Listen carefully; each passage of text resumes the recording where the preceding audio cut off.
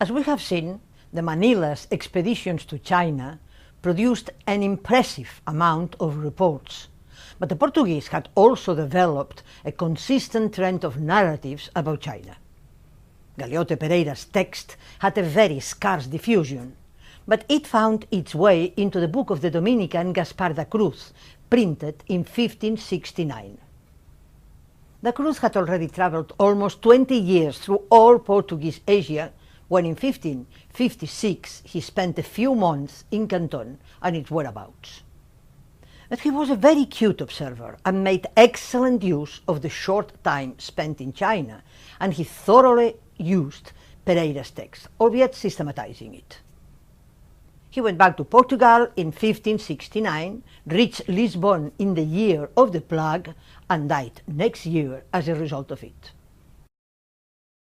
Da Cruz's book, published in the midst of the Great Plague, never achieved a wide circulation, but the book, that summed up all the Portuguese first-hand first vision of China, gained in fact great influence to the Spanish version of it made by Bernardino Escalante.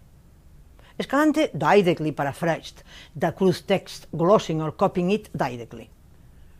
Written in Spanish, a language much more spread than Portuguese, Escalante's book was immediately translated to English and found a place in the great travel surveys of the 16th century. Still more important, Escalante's text, written in elegant Spanish, was in turn glossed or didactically copied by many Spanish writers, first of all by González de Mendoza. By 1581, the Spanish king, who had already browsed the accounts of the Rada and Alfaro expeditions, was duly impressed about the importance of China, and decided to send an embassy to China and to entrust González de Mendoza, an Augustinian friar living in Mexico, as the head of it. As entitled ambassador, he had access to all the documents about China then available in the Spanish Empire.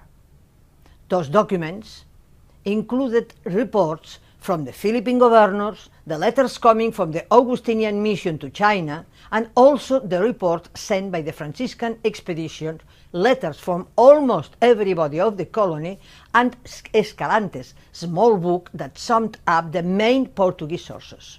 It is from them that Mendoza's book retains a memory of the Zhonghua travels, albeit not mentioning him by name. Mendoza gathered a lot of presents for the Chinese emperor and talked extensively with everybody in Mexico that was knowledgeable about China, even probably with some of the 85 Chinese that, according to him, were already living in Mexico. Mendoza acknowledged the sources that were more prestigious to quote, like Martín de Rada and Gaspar da Cruz. But notwithstanding his great variety of sources, he followed systematically whatever source was more practical for him to use, and he prioritized those with the language more fluid and the text more lively.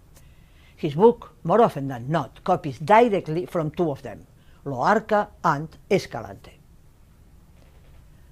When the Spanish Empire got involved in serious international troubles, Mendoza's embassy amounted to nothing, and his gifts for the Chinese emperor were sold in public auction. Even so, by then he had both the information and the connection required to try to publish what he had learned about China, and in 1584 the Pope asking him to do it. The first great compendium about China came through the hand of an armchair travel writer who had never been there. The first edition was published in Rome in 1585, and more than 30 editions in all European languages were to appear before the end of the century. In fact, the intellectual impact of Mendoza's book seems to have been more important in Europe than in Spain. The book sought to impress an European audience with the size and power of a Chinese civilization that was presented as a model to follow. He spoke about China, but he contrasted it with the world that he and his audience knew, and that's why he caught the interest of the European readers.